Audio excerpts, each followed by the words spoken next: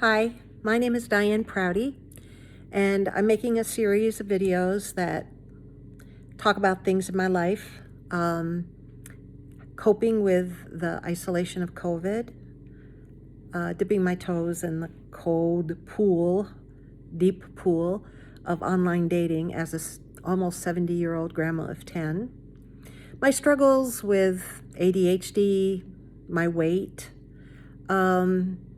family relationships, and also my professional career, living and working in Africa and Egypt, first as a missionary in Africa and then as an international development worker, predominantly for the US government. So these stories that I'm sharing are, for the most part, a legacy for my grandchildren. But I'm also hoping that some of the things that I talk about can help others see a broader world, a wider world, and a more global perspective on the things that I have experienced.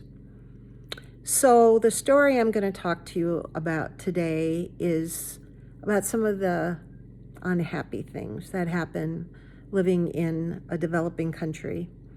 Things that you really never want to face, but sometimes are forced to. We had really nice goodbyes for missionaries who left Lukanga. It was a big thing because they were your family. You became very close. And when Ted was just a little bit over 2 years old, the Carskellen family were going to be leaving and moving to Rwanda, where Carrie was going to be starting a technical program at the university there, Mudendi, the Adventist University of Francophone countries. And it was really going to be a big loss because he was in charge of the technical program at Lukanga, and he did so many things to improve the mission where we lived. One of the things he was trying to do before he left was to get a hydroelectric program going, service for the school, predominantly so that there could be electricity at the technical school, but it would also provide electricity at night. And we were often not able to have electricity because we couldn't get mazout or diesel. But when we did, we only had it on rare occasions. We had it during the day, but we mostly had it just at night. And in most cases, little kids were already in bed when the electricity came on. And at best, we had it for 3 hours. But generally, if we had it, it would be 2 hours. But we would go by weeks where we never had electricity. So our houses were not childproof. And to be honest with you, we had no idea how poorly wired they were as well. So I was down in Debbie Brock's home, helping to plan a goodbye for Dorothy and Carrie and Jeremy. And Peter, too. Dorothy, Carrie, Jeremy, and Peter. And Peter was about the same age as Johnny. And I had put both Johnny and Ted asleep before I left. And we were in the living room talking about what we wanted to do. And my worker came down. Ted had woken up and he wanted to be with me. So, sure, fine. But when he brought him in, he had to come through the big screened-in porch into the house. And on the porch, there was a backup generator that they used so they could have electricity at times when Debbie needed it. There were several big 50-gallon barrels that had fuel in them, probably gas and kerosene for the fridge. There was their pile of wood that Debbie would use for the wood stove. And there was a tricycle.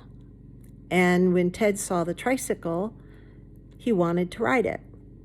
So I looked around and I couldn't see anything that would really be that dangerous. And so I told the worker he could leave him there. So he put him down. And I went into the kitchen and shut the door, which was glass. And I told Debbie that I would stay there so I could kind of keep an eye on Ted and continue talking with her. And we'd been talking for a few minutes when something told me I should check on Ted. And when I looked through the window, he kind of looked like he was lying on the ground, which I thought was weird. So I thought I'd better go out there. And the minute I opened the door, I knew that there was a problem because I could smell the burning flesh. And then I could see that the cord the electrical cord that went from the fuse box, that would plug into their generator, actually had not been plugged in, and Ted had picked it up, and he was being electrocuted. And the electricity was 220 and a different cycle than in the States, and I've been told that it's actually the cycle that is the most dangerous, not the wattage. And he was being thrown about the floor. Smoke was curling from his hand, and he was very weakly saying, "Mama, Mama." And I ran over and I pulled on the cord, but it actually came through to me. Obviously not as much current as he got, but I felt it. And I ran over to the wood pile and got a piece of wood to try to knock it out of his hand, and it didn't work, and the electricity came through to me as well. And I just screamed, and Debbie came running, and one of the workers, and the worker immediately realized what was wrong and ran up to where Robert was, which was a good distance. So I'm not aware of how long that cord remained in Ted's hand and was burning his hand. And it turns out as well, part of his head was touching, as was his elbow. So the current was going through those places on his right-hand side, fortunately not across his heart. And when Debbie got there, I immediately ran up to go get Dorothy, because Dorothy had a nursing background, and I screamed to her that Ted was hurt bad. I thought he would be dying, and please come. And so she came running down with me. And by that time, Robert had gotten there, and he had sized up the situation and pulled the cord out of the fuse box. And Debbie had applied butter to Ted's hand and was holding him. And when I got there, I'd already lost it.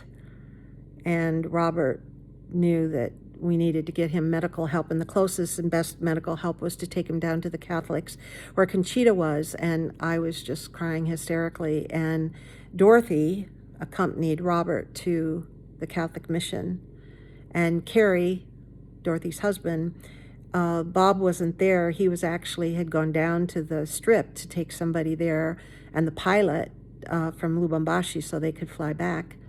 And he was on his way back with Heather and Danny, and Carrie knew he better go get Ted because it was pretty serious. So I later found out that when Ted was at the Catholic mission, he went into cardiac arrest, but Conchita got him breathing again, and she dressed his wound and told them, "Don't take this off, but he needs to see a doctor." And then they asked, "How's Diane doing?" And they said, "Not too well." And so she gave them a container of Valium and said, "Make her take this." So they came back and they gave me the Valium. And I can tell you that stuff, I don't know what dosage they gave me, but it put me in la-la land. And Carrie found Bob and told him, "Get back quickly, Ted's been hurt bad." And when he arrived, Debbie and Dorothy had gone up to the house to pack a bag for me and Teddy Roy and Bob. And I hadn't weaned Johnny yet, but they said, "Well, he's going to be weaned." And they said, "We'll keep Heather and Danny and Johnny, and you guys are going to have to go to Nyankundi," because we knew that there was no one at Kiondo who could take care of him. So we went down. Dorothy, me, and Bob drove down to the Strip where our pilot, Bob Roberts, was. And there was a bit of a discussion about the need for him to go to Nyankundi, and Bob asked me how bad Ted was, and, the Valium was having a great effect. I said, "Oh, he's bad," but nothing like distraught, and that I wasn't distraught. And Dorothy was the one who was saying to Jan, it's bad, he needs to go. And eventually Bob agreed to fly us to Nyankundi, where a doctor took a look at Ted. And I remember by that time the Valium was wearing off a bit, and I remember that when they got the bandage off and Bob saw his hand, he told me he almost passed out, but he said, why didn't you tell me it was that bad? Well, the Valium had eased my distress, and I had told him, but not with any kind of emotion. And the doctor there told us it was bad and he needed plastic surgery, but he wanted to cut the tendon in his hand, and it was his index finger and thumb that was badly burned. There was not a whole lot left of the flesh on at that part of his hand, his right hand. And fortunately, we just said no, don't cut any tendons. And he bandaged the hand again, and told us he was going to need a lot of care. And we flew back. I don't recall if we spent the night. I honestly don't remember. But we flew back to Lubero and then on to Lukanga. And his hand needed to be dressed twice a day to remove the shedding dead skin. And I certainly couldn't do it. And Conchetta every morning came up and dressed his hand. And then every night we would go as a family to the Catholic mission. And they would have us for supper. And she would dress his wound again. And it really didn't hurt him much, I guess because everything was dead, but it hurt me a lot. And I could never thank the Catholics enough for that and other accidents they took care of. But they were marvelous. They fully recognized that I was as bad off as Ted was. And I felt a lot of guilt because I should have been watching him better. But I just didn't think of the electricity. And his accident was on July 3.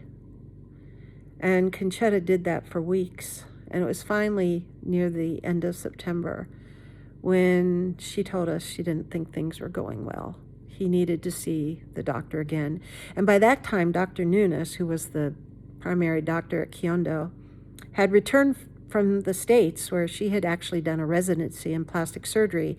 And it was not for hands. It was actually to help rebuild the uterus and cervix or whatever in women who needed a C-section, but they hadn't done a C-section. They actually did a really horrific thing. They would break the pelvic bone so that the woman could deliver the baby. But then it was an agonizing, 6-week healing process where they really couldn't move much so that the pelvic bone could heal. And it was a much safer thing to do, although arguably highly debated. But it was safer than doing a C-section on women who had lots of babies and worked hard in the fields and not long after they had their babies. So she knew about plastic surgery, and when she saw his hand, she told us that he was at risk of losing it completely if we didn't get him back to the States.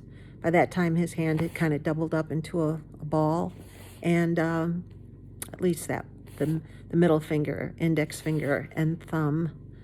And it was clear that something needed to be done. So the decision was made for me and Ted and Johnny to return to Canada. It was not easy to get the mission, the division, and the local office to go along with me getting a flight out. There was some discussion over whether or not it was really medically needed, and there were politics being played out, which are unfortunately a part of all churches and groups. But they reluctantly agreed to send me to Nairobi and then on to Canada. But we did have a problem because we had no passports for Ted and Johnny. Ted's had gotten lost the last time that we had gone and tried to get a visa for Rwanda. And Johnny didn't have anything. We hadn't applied for a passport for him yet, although he did have his statement of live birth that he got from, and his statement of birth abroad that we had been able to get for him from both the Canadian and American embassies. So when I left, I actually left with Bob's passport and that documentation, but it really wasn't what we needed. Getting out of Zaire and into Kenya wasn't the problem. It was getting back into Canada. So I went up to Nyankundi, where Mission Aviation Fellowship, I was on a flight that would take me from there to Nairobi. And when I got to Nairobi, I was able to stay with a family who'd been with us in Oshawa and had returned to Africa. They had been missionaries before and had returned, and he was working at the division headquarters in the division that took care of Kenya.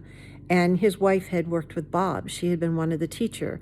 So the Edsels actually had me stay in their home.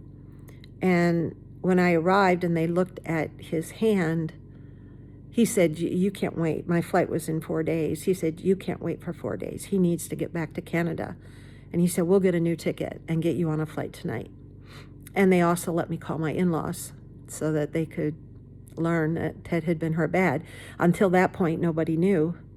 And I talked to my in-laws and explained that I had a problem with the passports and documentation for the two boys, and would let them know about my flight arrangements. And they got me on a flight. That division got me on a flight that night out on Swissair. And Swissair was amazing because I was still not functioning too well. And I arrived the next day in Canada. And one of the things was I didn't really know what we'd have for medical coverage. But when I arrived, I don't know if it's the same way, but at that time, when you got into immigration, there was a glass wall or glass window, and you could see outside to the people who were waiting for you, and they could see me. And I wasn't having a lot of success with immigration, with the paperwork that I did have. And I'm an American, I'm not Canadian, but I had landed immigrant status, and I had that paperwork as well. And it was pretty clear that these were Mzungu kids. But, you know, there was an issue that I didn't have passports. But eventually they did let me through, and they told me I better take care of that paperwork immediately. And my in-laws had also called the doctor who had delivered Ted to say, look, there's been an emergency. And he agreed to see him first thing Monday morning. And so when my in-laws got me, and as I recall, it was on a Saturday night, my father-in-law told me that he would take care of the immigration paperwork while I went to see Dr. Madgwick. And when I got to see Dr. Madgwick, he told me his burn was really bad, but he said there's a plastic surgeon. She's relatively new. As it turns out, she'd actually worked on my father-in-law earlier. But he said, I'm going to call her. And when he did, she said, I've never worked on a child that young who has that severe of a burn. And if there's no OHIP coverage, I will do it for nothing. And then he called the hospital where Ted had been born. And they said the same thing, that if I couldn't get OHIP coverage, that they would cover him for nothing. And then when my father-in-law went to OHIP, he discovered that you had to arrive the month following your arrival, you would be covered by OHIP. Well, as it turns out, I arrived before the end of September, and Monday was October 1. So actually Ted had full coverage with OHIP. And it wasn't clear how much the church was going to pay, because again, there was debate over whether or not this was really a medical emergency. So I was able to see Dr. Simmons. I don't remember how quickly the visit was, but I think she got me worked in pretty quickly. And when she saw his hand, she did say it was a severe burn, but she thought she could save it. But she would only take him on as a patient under one condition, and that was that he would not return to Africa. She said that it wasn't really healed underneath, there was infection, and that taking him back was the most dangerous thing we could do, because even if she had operated, well, even more so if she operated. So she said, he's going to have to stay here. That was tough. I needed to go back to help Bob, but I was able to talk to him. My father-in-law had a ham radio license at that time, and I would talk to Bob at the Catholic Mission, and we agreed that I had to let him stay with my parents, and I had to return to help him pack us up and leave before his surgery. So my parents came, and I'll never forget them driving off with Ted. That was tough, watching him go. But, I mean, obviously I knew we'd be reunited, but it wouldn't be for a couple of months. And I returned at the end of October to Zaire and began packing us up. And we got rid of a lot of stuff. We sold a lot of stuff, and most of the stuff, I mean, we didn't know when we'd see the stuff, but I recall that I was in that big screened-in area in the back of the house, and I was going through a basket that had a bunch of kids' shoes and boots and stuff in it, and I was kind of throwing them out on the floor and telling my workers, well, you guys can have these things. And I was reaching in, I was bent over, and I had a scooped collar on the dress that I had, and I was bending over to get the last few shoes in the basket, and I didn't realize there was a rat in the basket as well. And it jumped up and clawed me. You could actually see the claw marks on my chest. Freaked me out, because I hate them. I hate them. And it ran into the house, and I knew where it had gone. There was one box that had a hole in it in the bottom corner. And I told my workers, the rat's in that box. You take that box out and you kill that rat. And it turned out that it was a box full of Tupperware. I thought they were going to take the stuff out before they killed the rat, but they didn't. And all the Tupperware had pieces of rat all over them. And I wasn't too happy with the workers. And I threw the Tupperware out on the grass, and I just dumped it out of the box and said, here, you guys can have it. I'm sure I could have washed all the stuff off, but nah, I just couldn't stomach that. And I went up and showed Bob the claw marks. I was sure I was going to die from bubonic plague. Obviously, I didn't. And we finally got everything packed up, and Bob got everything arranged with the school. And the division was not happy. They really didn't feel that it was necessary for Bob to leave, that he should finish the remaining 6 months of our 6-year term. And me and the kids could go home, but they were not convinced that Bob needed to go with us.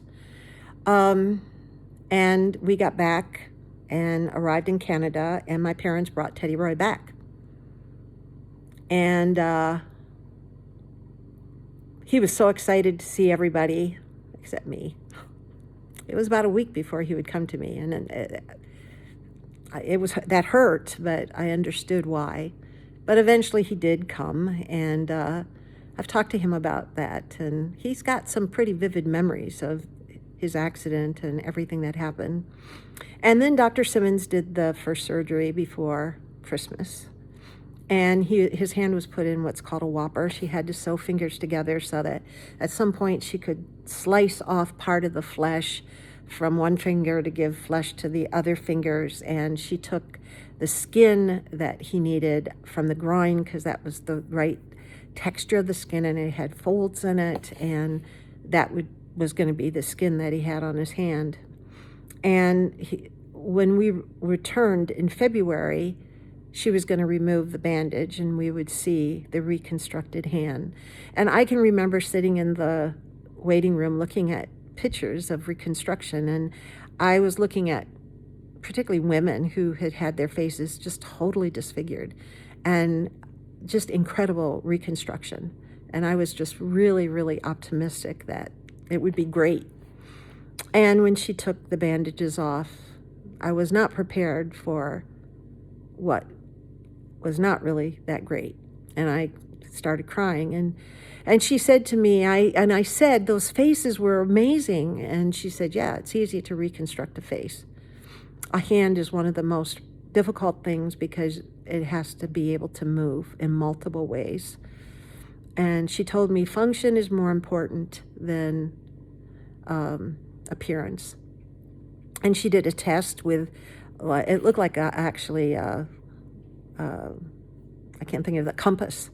And it had 2 points on the thing in it. She started at a wider distance and kept bringing it together to try to determine exactly what kind of nerve reception that Ted had in the parts that were badly burned. And as it turned out, it was actually quite good. And she told us, this is really amazing. And the real issue is, will he use those damaged fingers? And she goes, if not, we will just have to amputate them. So we returned, and Ted really did start to use his hand. I also need to mention that we discovered very quickly after the accident that his language development just stalled. And when he was in Michigan with my parents, my sister was able to arrange for a Mrs. Karras, a speech therapist in her school district, to start working with him. And every day my dad took him to go and see Mrs. Karras. And he timed it so that they would have to sit and count train cars. And so every day my dad would count the train cars with Ted, and one of the first words that Ted ever said was train. And he also called my dad Dada, which didn't bother me. I was glad that he had that. And by the time we returned, he had managed to relearn a few words. And so when we got into the U.S. permanently after his surgery, he also entered a program and continued to go see Mrs. Karras in Monroe. And I would drive him, or my dad would come and get him. And we lived about 45 miles away. We were living in my parents' cottage. And he continued to get the speech therapy. And over the course of, he had his last plastic surgery when he was in high school. They did what's called a Z-plasty on between his thumb and his index finger. Ted had 13 reconstructive surgeries, and he totally uses his hand. He has issues with it. He's now almost 6'4", and that skin graft is still the original skin graft, and skin graft doesn't grow as well as regular skin, but he uses it, and he's, I think, quite happy with his finger. And Ted also was in special education until about grade 4, and he entered in Fairfax. He was actually in a school that had a POHI program, which means multiply impaired children, and the principal would call and tell me how Ted would be an advocate for those kids and would stand up to bullies that were trying to make fun of the kids who were disabled. And she told me a story of one time when Ted was in grade 4, how a bunch of the kids were playing touch football, and there was one of the POHI kids there who had no arms and was in a wheelchair. And he had flappers instead of arms. And the kid was watching and at one point said, "Oh, I wish I could play football." And the kids all said, "You can't." And Ted looked at them and he said, "Why not?" And they said, "Because you can't play by the rules." And she said the look on Ted's face was like, "Don't challenge me." And he told the boys, "So we changed the rules." And they kind of looked at him for a second, and then they said, "Okay." And they got together with the boy, and they figured out how to let him be part of their football game. And she said, "I cried when I saw him, and I do that, and I realized that he understood inclusion and how to make us a more sensitive and caring society than most adults. Ted, also, I want to thank my ex-husband Bob for the way he instilled a love of words with Ted. Every night that Bob was home, we both had jobs where we traveled a lot, but Bob read to Ted. He read to the whole family. We would be lying on the floor, and he didn't read kids' books. He read from the great series books. And I'll never forget the time he was talking about a scene in Man of La Mancha where Sancho is with Don Quixote, and Sancho was, or one of them was having a bit of a problem with gas, and they were camping and it was dark and they couldn't see one another, and they were talking about what was going on, and Bob was talking about the words and what they meant and helping Ted to understand things like sentence construction and building his vocabulary.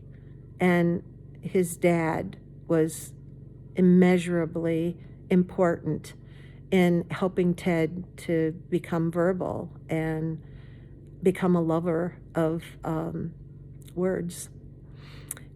And today, Ted was able to finish college, and today he has a responsible job, and he's married and has 3 beautiful children. I know it was a miracle that Ted survived. By all normal things, he should have not lived. And I thank all the doctors and teachers who worked so well to support Ted. And when Ted was, after the 3 years when he had the bulk of his surgeries, and we then returned to Rwanda, and Dorothy Carskellen became his teacher, and he couldn't have had a better teacher. And for the 3 years that we were there, she helped him grow. And when we returned to the U.S. after that, the teachers told us that him being in Rwanda during those years was probably the best thing we could have done, because he was in an environment where the kids all accepted him the way he was. Ted didn't really speak very well until he was about 9. In fact, the person who often had to tell us what was being said was Johnny. Johnny could understand everything Ted said. And it was just a community that came together to help him become an incredible person. I can remember when his accident happened, and before I left Zaire, and one of the locals was talking to me and telling me how sorry he was about what happened. And I recall that he said, you know, you're lucky. You can take him back and you can save him, and he has a future. If that was one of our children, his life would basically be over. And that was the truth. Support for individuals who had special needs was lacking, as was the understanding. There was a man who had epilepsy and who sold eggs and avocados, but in the local area, they wouldn't eat the avocados because they thought that that's what caused the epilepsy. And this man was actually quite articulate and bright, but pretty much shunned by the communities in which he lived and worked in. And we all had a lot of growing to do to better understand how to cope with people who don't fit our framework and our idea of what we should be like, whether it's our gender identity or sexual orientation or the religion that we are. There's a lot of isolationist and thinking that you have to look like me and act like me to fit in. And we need to really think a lot about the way we look and view other people. And I do believe that some of our resistance to differences are things that emerged out of the Middle Ages, where superstition and all kinds of unnatural ways of coping what we didn't understand defined how we react to things that we're afraid of or that threaten us. So that's today's story, and I hope it's a tough story for me to tell, but I think it's an important one. So my name is Diane Prouty. If you like my videos, subscribe and share them with your friends. So talk to you again.